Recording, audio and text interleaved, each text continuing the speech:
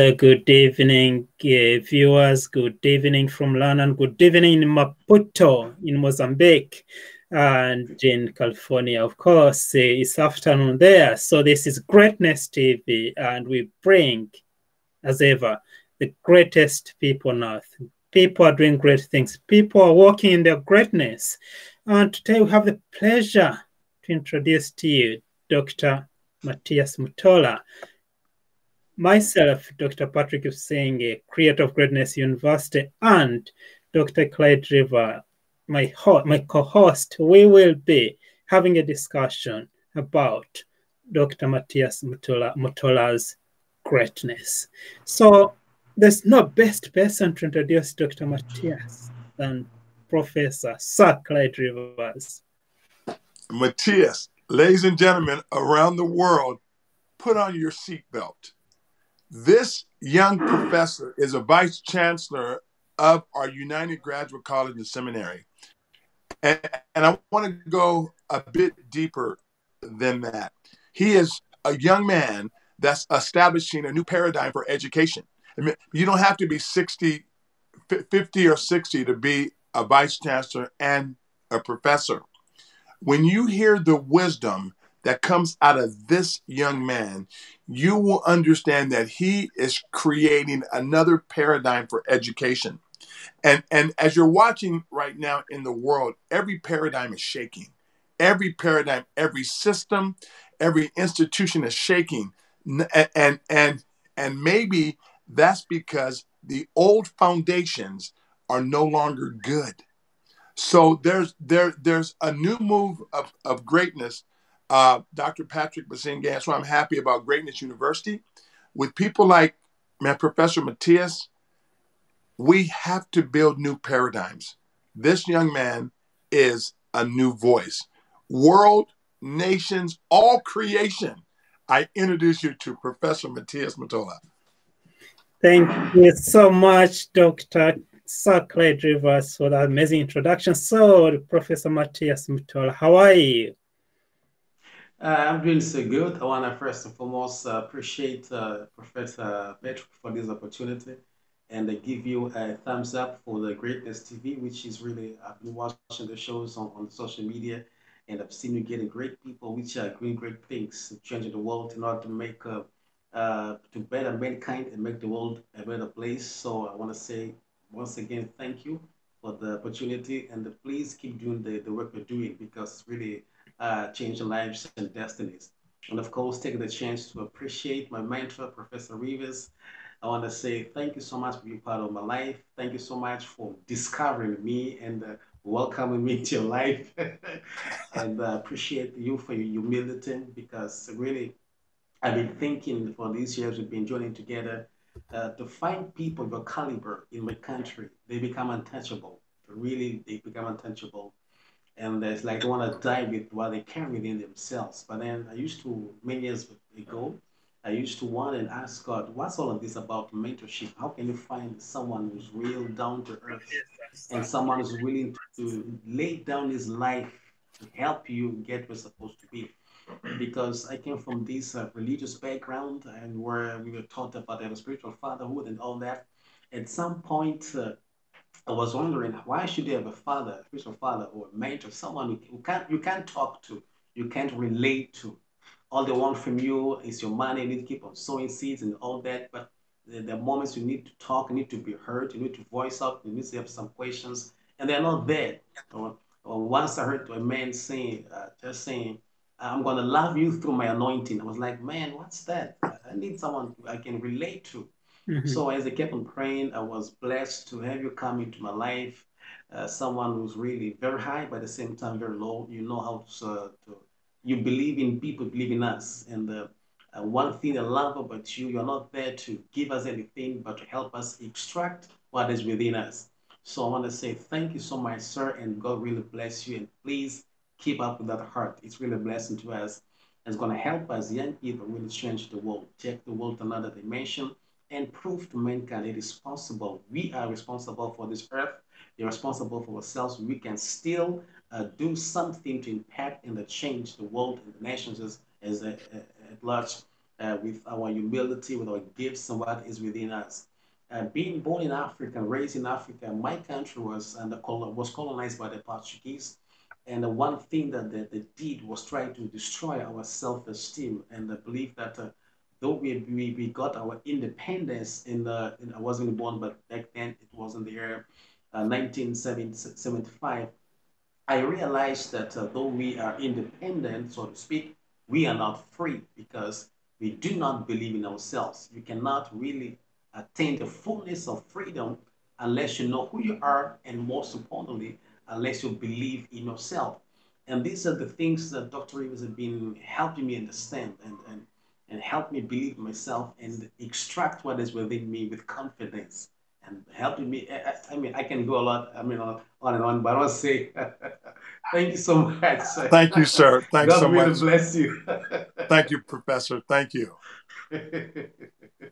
Oh, yes, that's really amazing, because that's the thing, as we were talking before, we are born to change the world. We're born in this generation to make a difference in this generation. And that's what you're exactly doing where you are with what you have and with all your being and might and skills. And one of the things you are doing is education. You work in the area of education. Yes, As sir. an Yes, sir. African educator, can you describe to us what that means? Education, I believe that education, okay, the main definition about education, but when I began to think it through, I came to understand that there were two kinds of education, okay, three. Number one is what our former colonial masters wanted us to understand.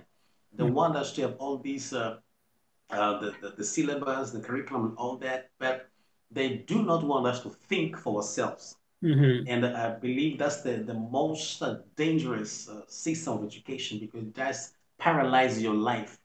If someone can snatch, can imprison your mind, he imprisons your life forever. It just gets you, because even if he seems to be physically free, you come to, let me say, walk in this room, you will tell yourself that okay, I gotta go to the back because that's where I belong, right?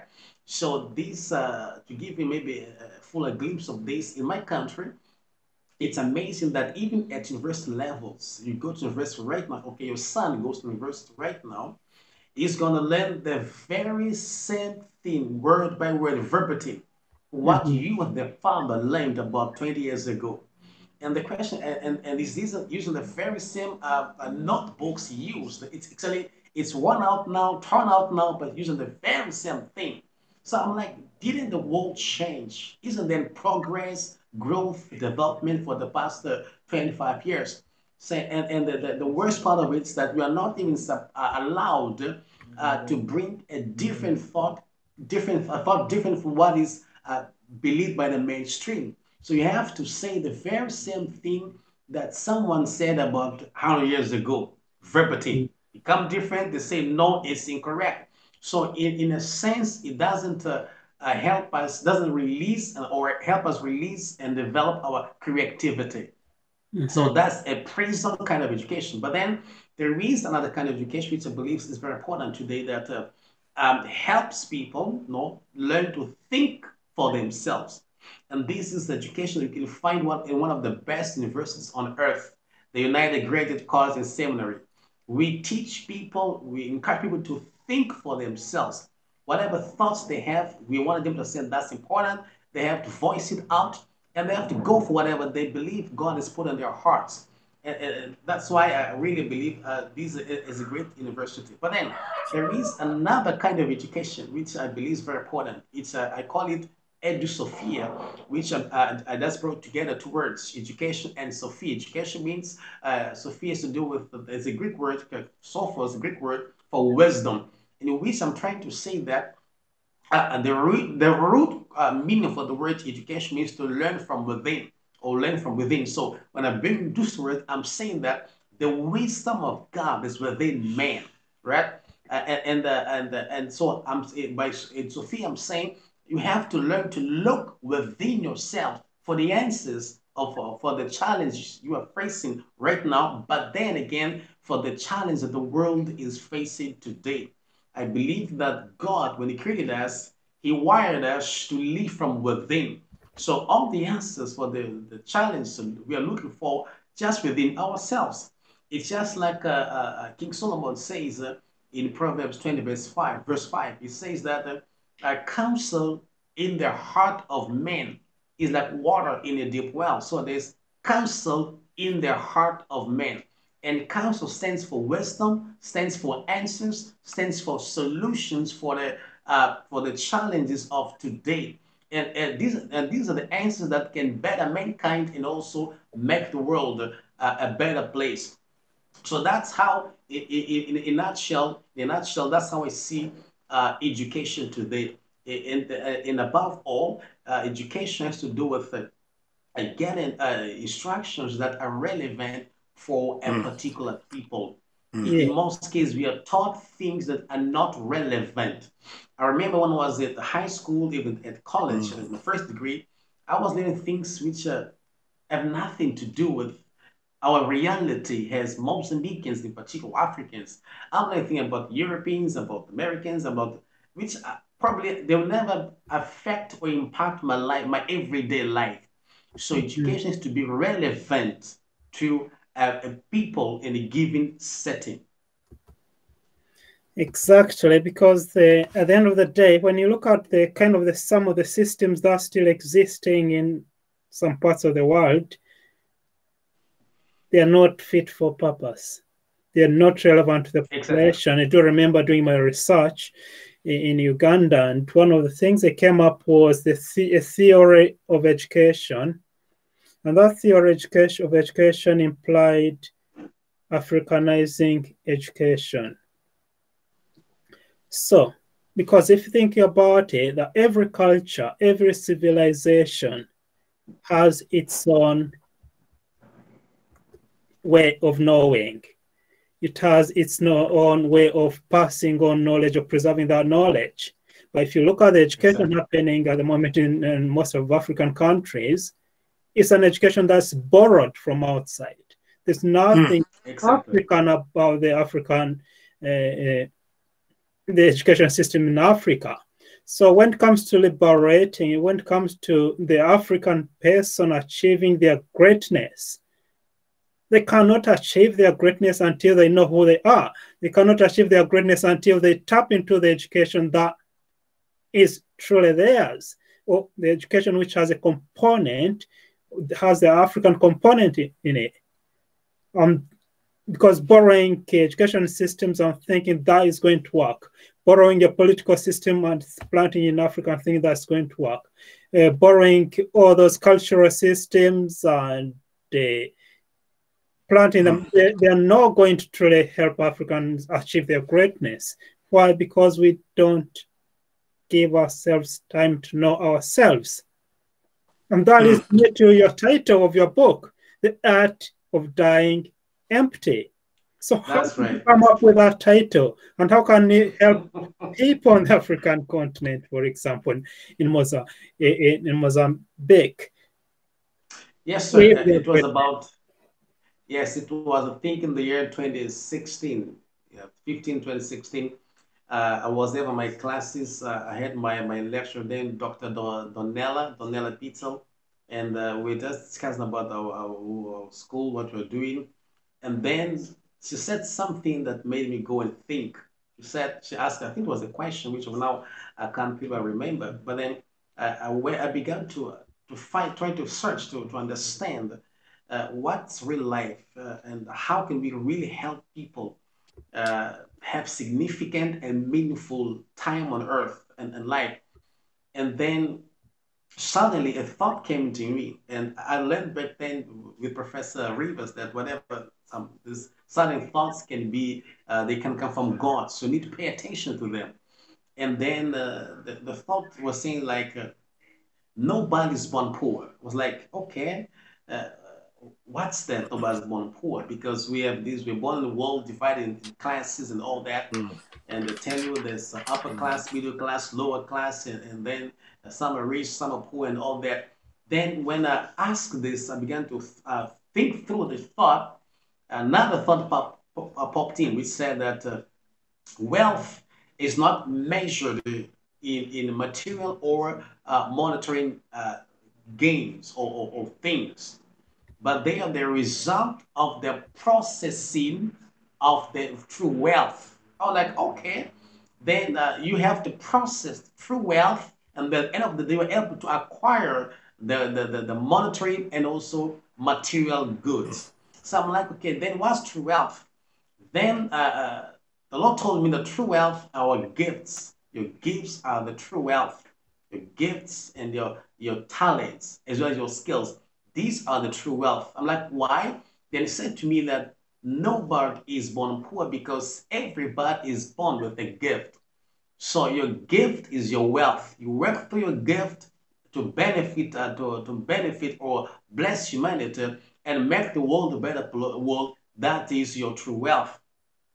So I was like thinking through. I began to watch the lives of some athletes, how what they do. Some do not even have a high school education, no degrees whatsoever, but they have discovered their true wealth, their gift, and they gave their lives into it. They applied themselves. That was like, okay, then this is it. It's true that our true wealth is our gift. So then, if we are born rich, I mean pregnant, then we have to empty ourselves. We need to die empty. And then again, look for scriptures. For example, you find that I think there's a Apostle Paul saying, "Around the race, I fulfilled my assignment, I kept the faith."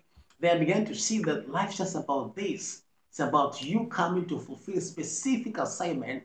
And then when you die, you're supposed to die after releasing all that you carry within yourself and after fulfilling your assignment to the full. So then I began to write then the Lord told me write a book about that because asked how can I help many people in my country, Africa in particular, to understand this. He said write a book, put it in a book. That's when I began to write a book, and the very first chapter of the book says born rich. That's it says you are born rich. Then it took me also to Jeremiah chapter 1 verse 5. Before I knew thee, before your mom you conceived and you the before you were born, it says that I appointed you a prophet. Now that was to Jeremiah, but then you can be appointed in some other level dimensions of life. I was appointed as an author. I was appointed as an educator. I was appointed as a motivational speaker, as a coach. Dr. Riva has been appointed by God to keep us searching this within, help us to release what's within us. So we need to find out. And then and then the book begins, I begin to explain, give you some practical steps. First of all, to find your gift. Number two, to release your gift so you can eventually die empty. And then, as I was writing, working through the book, the Lord told me something interesting that there is no such a thing as we are taught in the world that when you reach I forgot the right the right term now, but we're told that when you grow and you reach a certain age, I think 65, then you have to stay home. You can't work anymore. You're good for nothing. And then he told me that that's never been a biblical or God idea. I'm like, why? Then he says, as long as you are alive and well, there's always something within you crying for manifestation, explosion. It says, keep always having that in mind. As long as you're alive, there's always something inside you. Then it says, by understanding this, you know that you have come not to compete, but to manifest. In the process, make a difference. So your contribution is going to help make the world a better place. So I got all those thoughts and these together. I put them in a book and given the title, The Art of Dying Empty. Why an art? Because it's a choice. There's no way, you see, art has to do with steps. You can take practical steps into the delivering of something. So you have no excuse and say, I can't do this, difficult for me. No, it's an art. You can practice. You can take practical steps to eventually die empty. So that's why it's called The Art of Dying Empty. And the subtitle is very interesting because it says, when death is not the greatest tragedy. When death is not the greatest tragedy. The greatest tragedy is when you die with the fruits of you came to earth to deliver. Wow, Dr. Rivers, isn't that amazing? The tragedy is not dying. Death is not the tragedy. The tragedy is dying with your gift. See, and this is what I think is so important for all of us to understand around the world is most education doesn't teach us about us. It teaches us about other things. So we're always learning outside, but we're never learning Exactly. who we are. Now, the word of God says a man's gift will make room for him. Well, what happens if you have systems that don't teach you about your gift? There, you will be on you'll be on a crowded stage, blending in, but you're really called to stand out. But if no one Mm. teaches your gift, you can never stand out. So this is why it's so important for people like Professor Mateus at his young age. See, here it is. We there's the the Bible talks about there's historical truth and there's present truth. Now you can tell me all the history you want, but I need present truth to live in my day. So we Mm. have to raise up young people like Professor Matthias and know when he's leading the way and not be minimized because his actual revelation may be greater than ours. So see, this is why we, me as a leader, I'm saying no, no, no, no, no. I'm not looking to compete with Matthias. I can't. But if I can blaze a trail to where Dr. Businge can establish Greatness University because we got hit as we bought new information and we got hit. We got challenged at every front. And now it's easier to have other people walk on our ceiling is your floor. So you can bring things in exactly how it needs to be said. And we've paved the way for you to take everything to a higher level. So this is why I'm excited about both of you. Professor Basinge, starting Greatness University.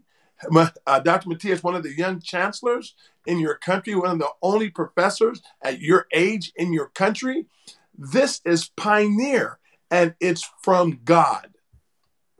Indeed. And that's why one time I was listening to one of the shows or broadcasts that Dr. Mateus Mutola was, and he said when he became a professor and chancellor, one of the other professors within the vicinity or country was, they couldn't believe it. So at your age, how comes?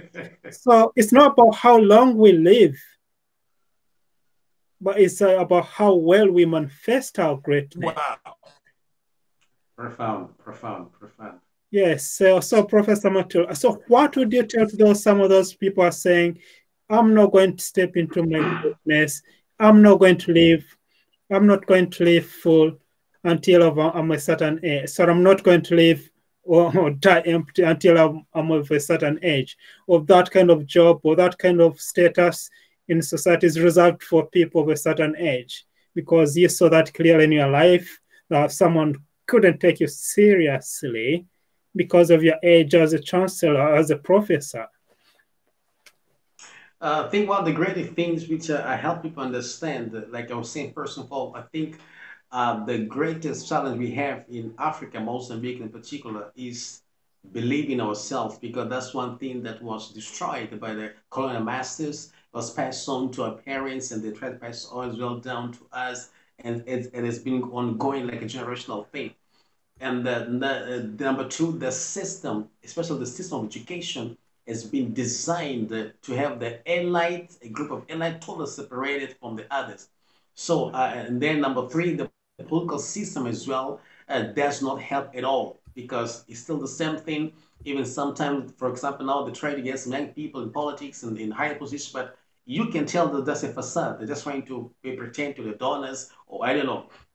But in general, I just want to say to people, you need to know, first of all, you are so special. You are significant. You are important. You are worth it. You came to earth for a reason and with a divine purpose. What you have to do is to understand that it is your creator want you to manifest, not necessarily your parents, the government, or other people. You are just on earth, but God wants to express and manifest himself through you. So the gifts you have, they are your true wealth. You need to believe in them. You need to work, make sure that you process them to the point where you can use the same gifts to glorify God, use the same gifts to benefit humanity, but as they use the same gifts to pay your bills. You need to work them, develop them until they mature. And then I just want to tell them, no, you need, unless you believe in yourself, no one will believe in you. And it's a pyramid that we have to establish. We need to understand we're here for purpose. We are very special.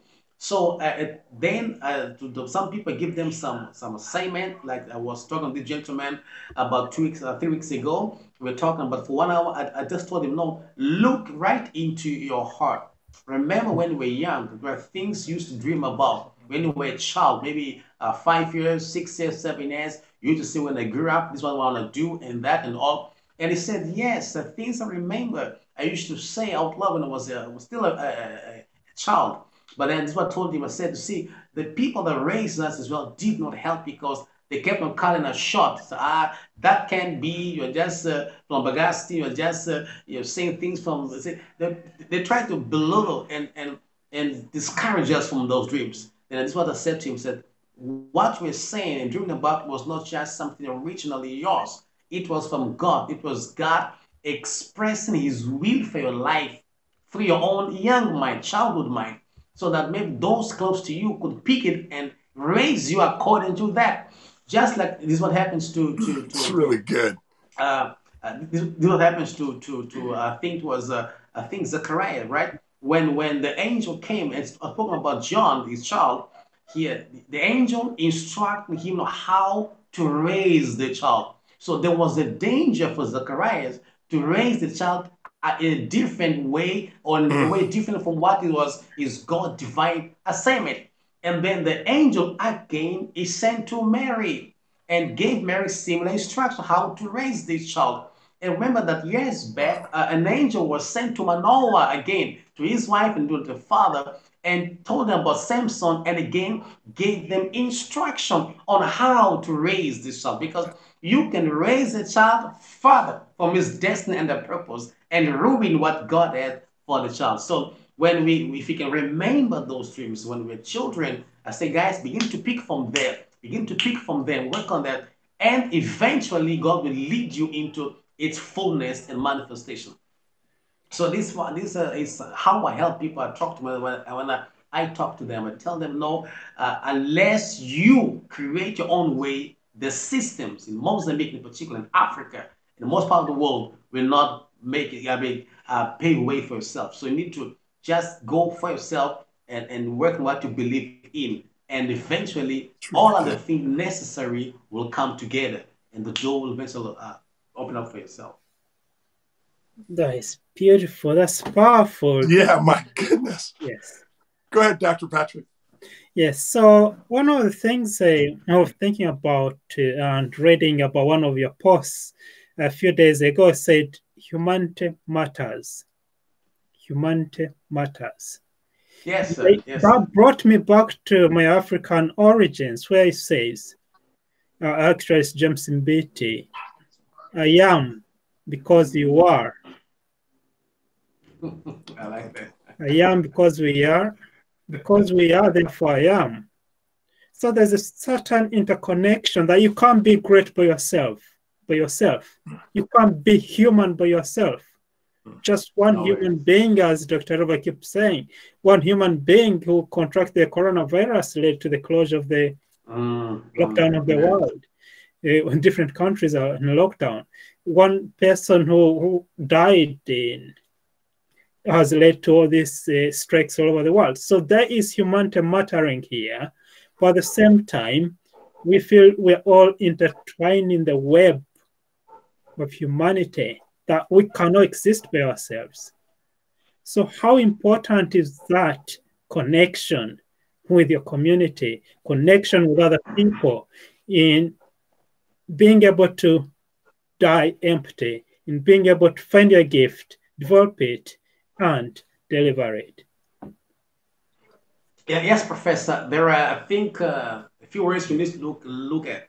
First of all, there's the word dependence. Yes. Then there's another word, the word independence, right? Mhm. I've come to really, then there's word dependence, independence, and then the third word is interdependence. Yes. Well, I believe that from the three, interdependence came from God. God never made us to be sufficient of ourselves or the point where I want to live for the next, let me say, 60, 70 years, 800 years without ever needing anybody.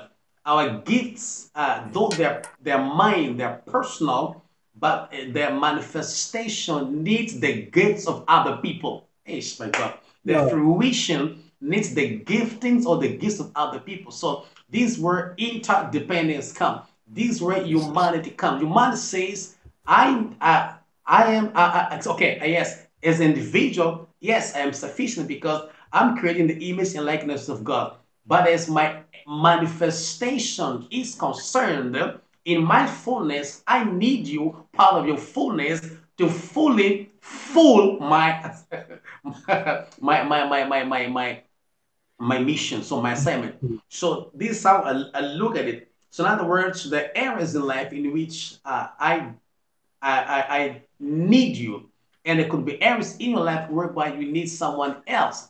So, in that regard, we are important, all of us, because we need one another. Now, me needing you or vice versa, it doesn't make you short or inferior or lacking. No, I need you in your fullness in order to get me in my fullness as well, so I can be able to fulfill my assignment. So I don't believe there's anyone who can really live by himself out of the 7.8 billion people.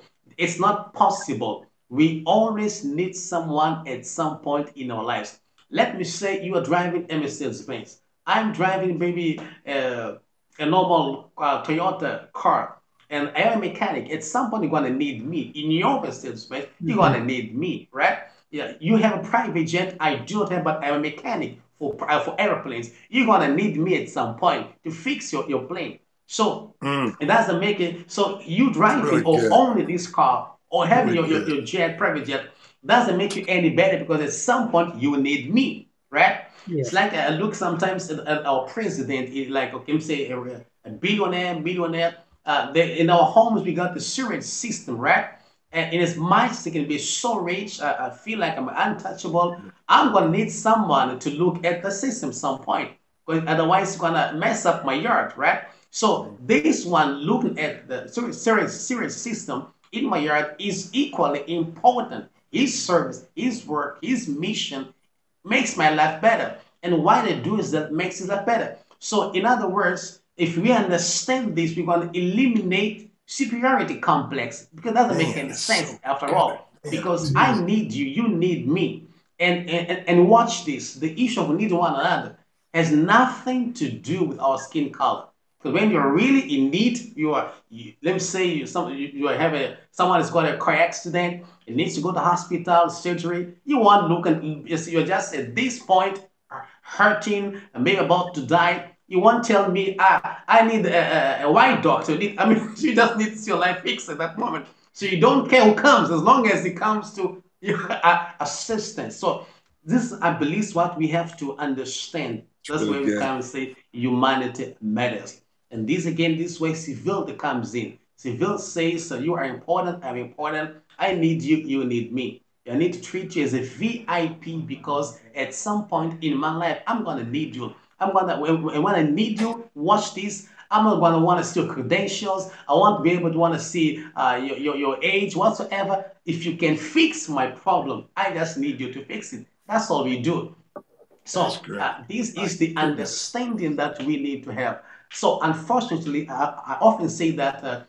we've been victims of miseducation, especially because of the, if you go back about 500 years ago, I think it mostly began during the Berlin Conference when they wanted to, when the King Leopold III the second from Belgium tried to get these 14 countries coming together. They signed the Belgium, I think, Act to come to colonize Africa, divide Africa, and all that. One of the most dangerous consequences of that was really racism, trying to impose and create this false belief that some people are better than others, superior than others, and all that. But truly speaking, when we come down to the bottom line, we see that in reality, it doesn't work. We just need people who can help us, who can assist us at some point in our life. So we need to understand that really humanity matters. We need to be civil, we need to be human with one another. Thank you very much. And that really brings us back to the source. If we don't know where we come from, it's very hard to know where we're going. If we don't know the source, it's very, very hard to know the destination. And the source, according even to science, the source is Africa. It is in Africa where humanity started. It is in Africa where the first human being lived was. It's in Africa that most of the civilization that ran the world started. But because we don't have, or some of us don't have the knowledge of our history, so we end up, as you said, being miseducated, misinformed, and we believe the fake news. Yes, that there's someone who is superior than me. Yes, there's someone who is greater than me. Yes, there's someone whom I have to depend on to give me a bit of aid so that I can feed myself. Why? Because we are lacking somewhere in terms of the education. We are lacking some of the education about ourselves, our potential, or the kind of greatness we have within us. Exactly. And most of us are going to die without greatness. We are going to die full without greatness and used. And Dr. Patrick, let me interject something. Yes. The truth always will manifest in what it is. So if God has created a world that needs me, and if you marginalize me, at some point the truth is going to let you know that you need me. And this is where I'm watching things take place right now in the world. I'm saying, wait, guys, God's truth is we need each other. So we need each other. And see, God has a way of bringing your value front and center stage to where the whole world can see your value. So I tell people, truth does one thing. It delivers the result of what it is everywhere. If I'm needed somewhere and you have me marginalized, the truth is one day God is going to show you how you need me. So this is why we have to teach people the truth so we don't have to walk through all the untruths in order to move the world forward. That is beautiful. So how can we, I know one of the ways is to know the truth, but Dr. Mutola, how can we reinvent ourselves? We know the moment, the kind of situation we're in, the way the world is being run and the way it's running, the way some people are losing hope and they don't see the next day, they don't see beyond the next day because of the uncertainty, the anxiety, and the chaos. How can we reinvent ourselves? How can we bounce back better so that, especially of the coronavirus or within the coronavirus, so that we die empty? Yes, the key thing I usually say is that we need to find our purpose, the reason why we exist. This is the key. This is number one.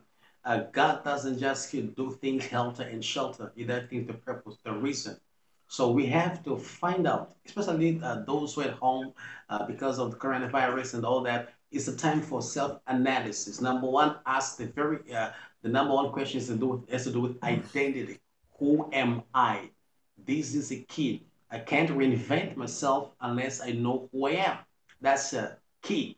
I'm not talking about the people's opinion. I'm not talking about what society tells me who I am. I may happen to be. I'm not talking about what the media says I am or happen to be. I'm not talking about what the social media tells me who I am. I'm not talking about what my best friend tells me who I am. I'm talking about who am I in the eyes of the Creator.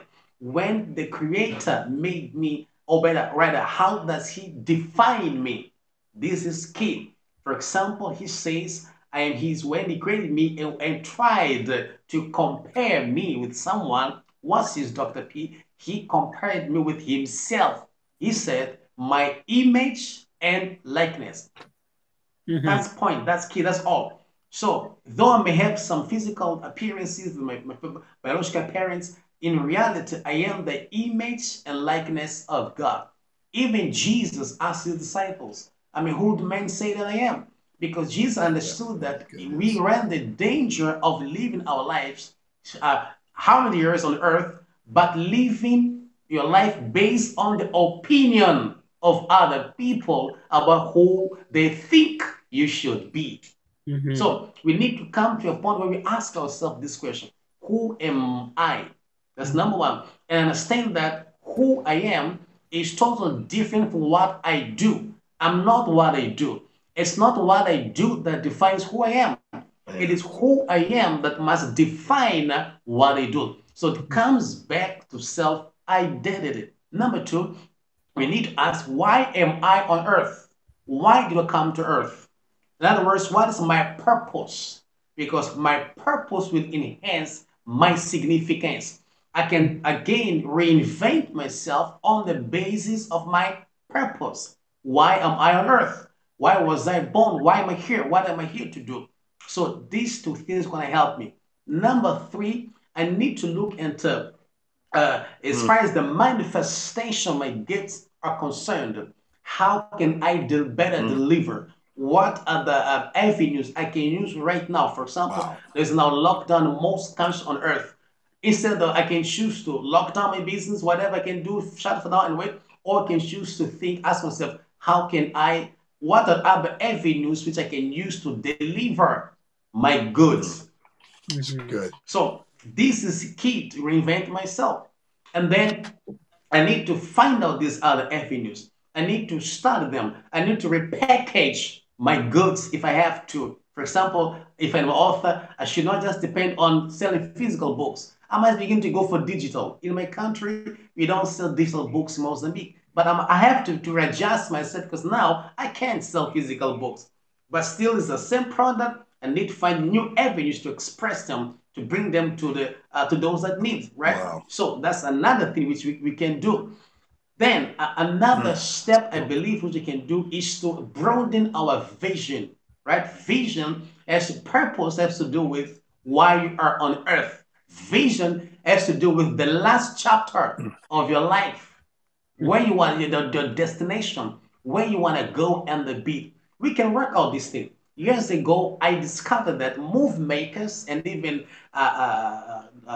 soap makers, now to call them producers, they never begin with the first chapter. They always begin with the last chapter. That's what it is. If you watch a novel, so to speak, or a soap, there is a sequence on the chapters. Chapter one leads to chapter two, chapter three. There's a sequence, a logical sequence that I don't know if you get what I'm saying. It follows a certain sequence, which means say number two, chapter two, three, four. You can understand and see is the continuation of the previous chapter. But then this producer, he began to have the last chapter in mind. And from that last chapter, began to construct the first, the second, the third chapter until it comes to the conclusion. So the question is, if you're given the chance to choose, what is the last chapter you have in mind for your life? I have to figure this out, work on this, because these are the four things that can help us properly reinvent ourselves. Again, like Dr. Trevor was saying, we do not have to look outside ourselves for the answers. We have to zoom in, right? Delve into ourselves and begin to ask these hard questions of which we never have time to ask ourselves. We need to ask, what's the last chapter? If given the chance, given the opportunity, what's the last chapter? In my country, this is what I say to people when I talk to them. We are public transport, and I say to them, nobody sane would bother on a public transport without knowing where this transport is going to. You can't just end up in the bus guessing. First of all, and watch this. First and most important, you have to know your destination. You have to know where you're going to, right? so you will know which bars to board on to enter. So it's the same to our lives. We have to know where we want to go, where we want to be. Jesus was very clear. He always said, I know why I came. That's why he would say, my time has not come. I mean, he was conscious of his last chapter. He knew his purpose, and then his last chapter. So even ourselves, we have to know. So find out what's the last chapter of your life. Good. Then that's going to help you know how to live your life. Watch this. Even in times of crisis, you know how to reinvent, because you don't allow the crisis to bring you down, to destroy you, to block you. You adjust, you make the readjustment, watch this, not basing on the crisis, but on your last chapter. How to go through this. Just like, for example, in a year, right? Let me say 12 months is year, we have about 4 seasons. Some countries don't really experience the 4 seasons, but at least 2 seasons we do experience, summer and winter. There could be autumn, there could be spring and all that, but then we have at least 2 seasons. And watch this, it is same year, 2020, and we all may be experiencing, all over the world, all the countries may be experiencing different seasons. And watch this, it's not the season that adjusts to you. You are the one who adjusts to the season, but according to the last chapter you have. When winter comes, you need to have warmer clothing. When summer comes, you put them off. You see, same year, you keep on adjusting yourself, but the key is you never lose focus. You don't let the summer destroy you. No, you don't let the winter kill you. No, you keep on adjusting yourself, but you have your last chapter in your mind. So you adjust not according to the season per se, but according to your last chapter where you're going to. And again, this helps us because we have what I call 3 kinds of people that join us. They're people that are just seasonal. They're just there for my summer. They have to go. If I keep them in my winter, they become toxic. You want to keep them with us. You want to, insist because, yes, it was significant, helped me back then, all that, which is okay. But you have entered in the new season. Watch this. Remember that when Joseph had to see King Pharaoh, right? The Jews back then, by nature, by tradition, they're not supposed to cut off their hair or their beard, right? But when he went to see the king, he had to observe protocol. And that, see, because you couldn't stand the Egyptians back then, had to cut off, shave the whole of their hair, no beards, all that.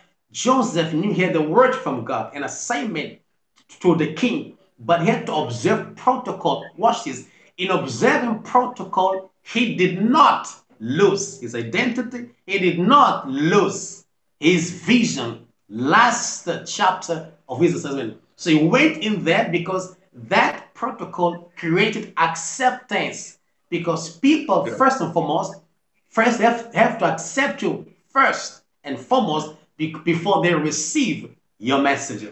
So this, I believe, you can just follow the steps. Going to help us by the end of the coronavirus and all that is over, we'll be shocked and surprised, but hey, I'm still pushing, I'm still on track. Nice. Really good. Beautiful, powerful. And actually, it reminded me a story I read about this young man. There was a lot of slave trade from the African continent towards the American continent, Europe, or whichever other continent slave trade or slaves were taken to. So there's this young man who was taken as a slave to the United States. And reaching there among other slaves, he was among the slaves. But when he went to the slave, he was bought and started staying with the slave master. His way of life was different from the other slaves. So the slave master noticed what's happening with this slave.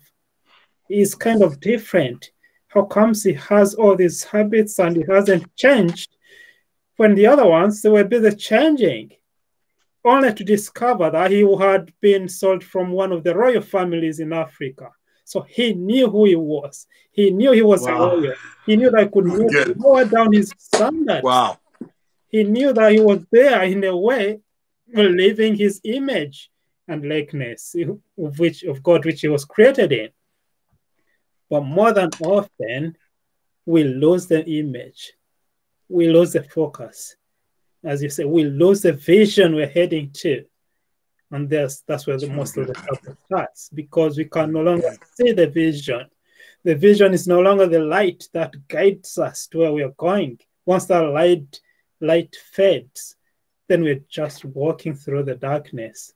We're just like blind people walking through the darkness. But the interesting thing is that you don't need the eyes to see the vision. It's good. You don't need the eyes to see the vision. And once you realize that your heart is going to lead you, it's the heart which is going to lead you to the vision. And one of the other things I realized that as you are talking is that when you discover your vision, when you discover your last chapter, your life becomes so narrow. Narrow in the sense that you're just living for one chapter. You're living for one thing. It's good. Which is fulfilling that vision. So there's not much time wasted along the way, searching, trying this, oh, it hasn't worked. Trying this, no, it hasn't worked. Trying this, no, it hasn't worked. But you're just focusing on one that even if, as you head towards that last chapter, as you head towards that final destination, even when the road is closed, or even when you meet a wall, you can know how to navigate around it or find another route which is going to lead you to your destination. Thank you very much for that contribution, Dr. Mutola. Thank you, Mateus. Just to add what you said, Professor Pirik, now talk about the road.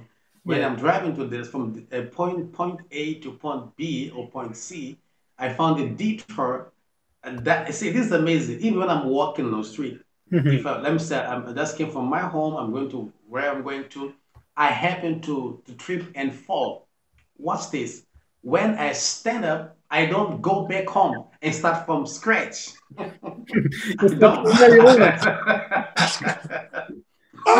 found a roadblock because they're rebuilding this whatever the tree. So I gotta find that. That's beautiful. That's what to add what you were saying. Yes, that's amazing. We have Dr. Jared, Professor Jared Akama from Kenya saying that's true.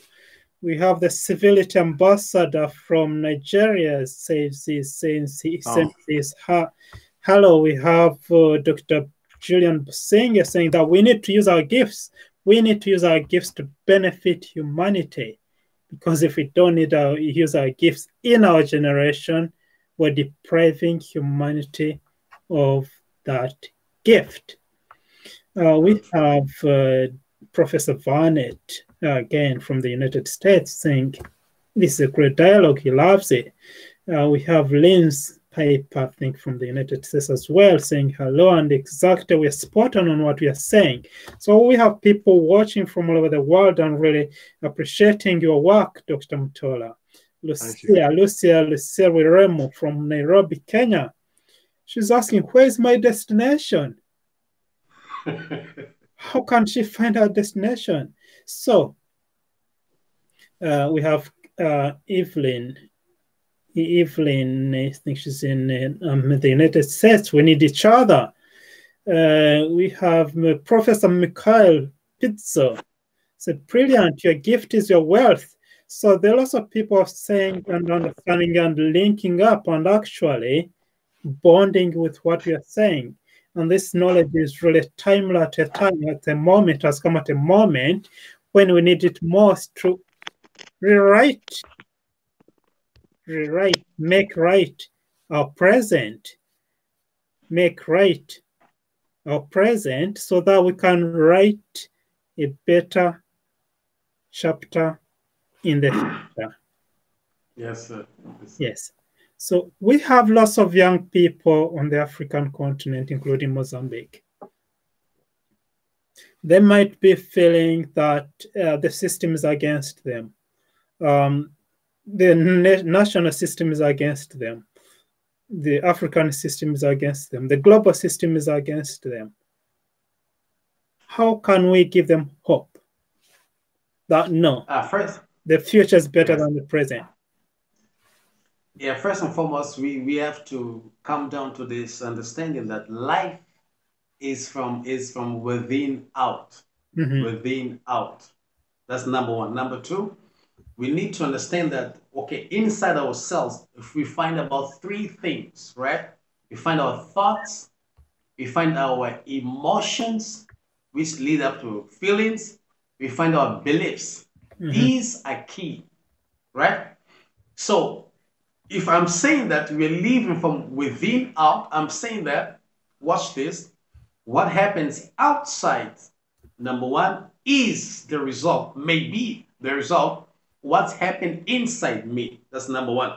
Number two, if I receive, embrace, and allow what's happened outside to affect my within, eventually what's outside will be permanent. Now, watch this. I think it was Jesus who says, whosoever speaketh unto this mountain and says, get up, throw yourself into the sea and believe in what he's saying. He says that whatever he shall have, whatever he says. In other words, saying that the mountain will obey you. Now, what is the mountain? The mountain is a figure of speech symbolizing any challenge or difficulty you might have. Number two, you have to understand that if life is from within out, that may mean that the mountain you see outside may be created or have been created or can be sustained by a belief you have inside yourself. So to change my outside, I must change my within. Now, if the system says no, in my country, continent, wherever, God's system says yes, because the vision I have is not my personal vision. It is God's. It is God's vision, because it is God wanting to express His vision through me. That's what Paul says to Timothy, right? I think Second Timothy chapter 2 verse 9. It says it is God's vision for my life. So if the vision is from God, I understand that God is more interested in seeing the vision come to pass than me. It is His vision, so He's interested in that. So God, like we sing, God can make a way where there seems to be no way. So men can say no, but let us focus on God who lives in us. So we need to work on our system. We need to make our belief system. We need to watch the words we speak in our thoughts, in our minds and thoughts, because our thoughts are creative. Whenever I'm saying it is difficult, it is hard, there's no way, they said no, they will say no. I'm not just thinking, I am creating that. So even though they say no to me, I might think yes. I must have my mind focused on the last chapter, because I do not know how, but I know that this will come to pass. So the how is not my business at some point. It is God's business. Watch this. God gives a young man about 15, 17 years old a vision. He sees himself about twice as the highest authority in his country or in a given place. Talk about the maize and the stars that Joseph saw. But who could ever imagine that being sold as a slave was a stepping stone into destiny? Who could ever imagine that being thrown unfairly into a prison was actually a stepping stone into your destiny? So God is, like the Bible says, His ways are past finding out. My job is to focus on the vision, focus on the dream, keep thinking, keep believing, keep praying, keep thanking God. As a watch for direction signals from the Holy Ghost in my spirit, right? As a watch from the nudges from the Spirit of God, as I become attentive and say, okay, this system says this, but God has a way far beyond and above that. That's important. Then the other aspect is consciousness. We need to watch the atmosphere of our mind. We, like the producers of movies and novels and all that, their minds is always focused on the last chapter. When a way is blocked, they know there's got to be another way. Like the scripture says, all things worketh out together for the good. Either it doesn't describe like bad or good, just says all things. So we can assume either bad or good, they work together because God has a way of changing or transforming our sorrows or pains into greater testimonies. So we need to focus on that.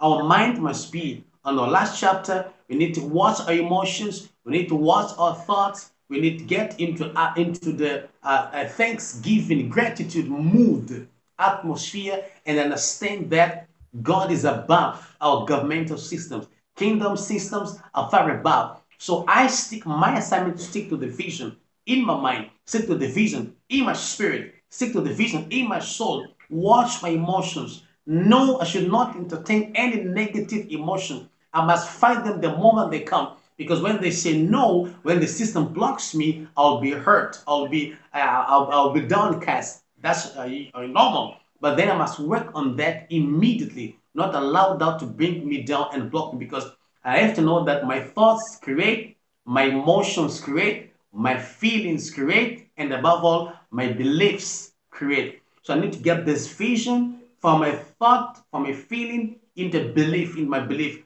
Once they get in my belief, because Jesus says, whosoever speaketh unto this mountain, watch this, and does not doubt, but believes that what he says will come to pass. In other words, what gives power to your vision is what you say about it.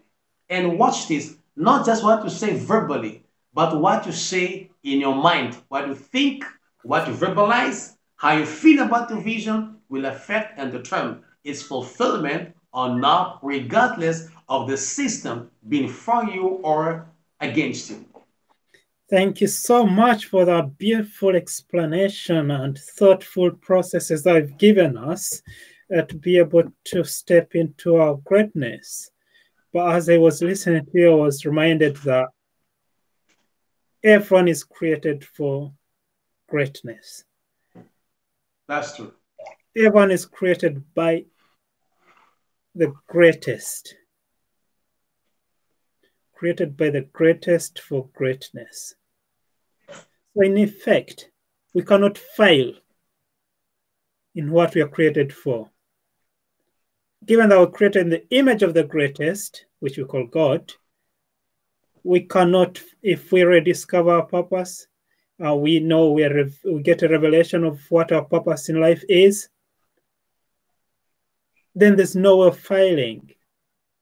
Because we're already programmed for greatness. We're already programmed for achieving our vision. We're already pre-programmed for success. But the key is discovering what our greatness is. The key is discovering the vision. How does that greatness look like before I achieve it, before I step into it? And then working humbly towards that greatness. And of course, there'll be lots of tests, but someone says there's no test, no testimony. I love that. In other words, no test, no testimony. Yes, the test that we go, wonderful. The test that some people go through the tests, but the people make it to their vision, the people make it to their greatness, they grow through the tests. So we are going through the test of coronavirus. But the people I'm going to make it to the other side are the people who have grown through this process. Grown through, in other words, they're saying they've come out with a different perspective on life as before. Rather than going through it, oh, another day, and another day. Oh, God, when is this ending? But there are people growing, there are people creating, there are people developing themselves, there are people discovering their vision, there are people moving towards their vision. Though, yes, the road might be bumpy at the moment, but that won't stop the car moving to its destination until it breaks down. But it won't break down because there's someone who made that car not break down until it reaches fulfillment. That's right. Yes. So it is a great message of hope that you're giving us, and as well outlining the roadmap for us to be able to live full and die empty. Live full, That's right. die empty. The art of dying empty, which we've been talking about. That is amazing. Thanks so much for your time. It's, oh gosh, 70 minutes we've been here. And great, it's been great having you on the Great Lives. And we appreciate and definitely cherish the work you do to change the world in Mozambique and beyond. So just before we finish, I do realize in Mozambique, if I'm not mistaken, do you speak Portuguese? Yes, sir. Yes, that's our And main, then the while you're main official language. speaking English, how did that transition happen? No? And secret of being able to move from one language to another without being lost in the system, lost in translation. I did not expect that question to come. Yeah, it's just winding down. The next question after that is going to be how can you stay, how can our viewers get in touch? But before that, they need to know what kind of languages they can use. So we have the English, then there's another one we haven't revealed yet. Yes, that's right. Our official language in Mozambique is true. It's Portuguese because we were colonized by Portugal, the Portuguese people. Mm-hmm. But then when I was young, I had a dream, a vision, a design when I was, I think, in grade five. I was told my father, and said, no, my father had a friend who lived in Swaziland, now it's called Eswatini. It's near a country at the border with in Maputo. And then I just said, no, I'll have to go to study in Swaziland. And then my father just said, pray about it. God knows He can open doors for you. And then when it was a few years after that, then I went to Swaziland to do my high school. Wow. And again, I went back then again. I back there again for my first degree. So I did study in Swaziland. That helped a lot. Learning English. First, I decided to learn English, and then someone told me you need to be in the English-speaking environment. So thus I began to pray, and that's God opened the door for me to go to an English-speaking country. So when I got to know this friend of my father, used to speak from Swaziland. They speak English over there, but with my father, they speak in Zulu. That's an African language, Zulu. Mm-hmm. So because my father did not know how, couldn't speak English. So I went to this country, but the truth of the matter is I had to learn English by guessing. The only words I knew was yes and no. So whatever they said, I would say yes. Then I could see the reaction that I didn't say it well. I didn't say the right thing. So I said, okay, no. So that's how I kept on. But eventually, I had to work myself really hard because I was getting all the subjects in English. I've never had English class before. It was very difficult, but God did help me eventually. It's powerful. Really, what you're telling us that if you can't achieve the vision where you are, then you need to change location. That's true. The change of location could lead to the fulfillment of your dream. The change of location could be that location you're going to could be where your vision is going to be actualized. And that's important. So how can we stay in touch with you? Yes, we can first of all get in touch with me through my social media contacts or pages. Facebook, I'm there as Mateus Mutola. I'm also on Instagram as Mateus Mutola. Anyone can get in there, text me through Messenger as well. I'm available to interact with anyone may be interested. But I also have a website which is www.mateusmutola.org, right? Org, O-R-G organization. So Mateus Mutola, www.mateusmutola, yeah, that's right there over there. www.mateusmutola.org. So you can get in touch with me there. And also find my books. Some are still in Portuguese, but others I read translated are now in English. like The Art of Dying Empty is now available in English, as well the book called You Are a Genius is also in English. We can download from there and really get blessed for the nuggets and the wisdom which are poured out in those books. Thank you so much, and thanks so much to all our viewers who have been with us for the last almost hour and a half. And through this interview, we've been able to grow, not just go through it, but we've grown through this discussion tonight. And wherever you are, thanks so much for joining us. It's been Dr. Patrick Businge and Dr. Mateus Mutola with Sir Clyde Rivers, which just left us minutes ago for another engagement.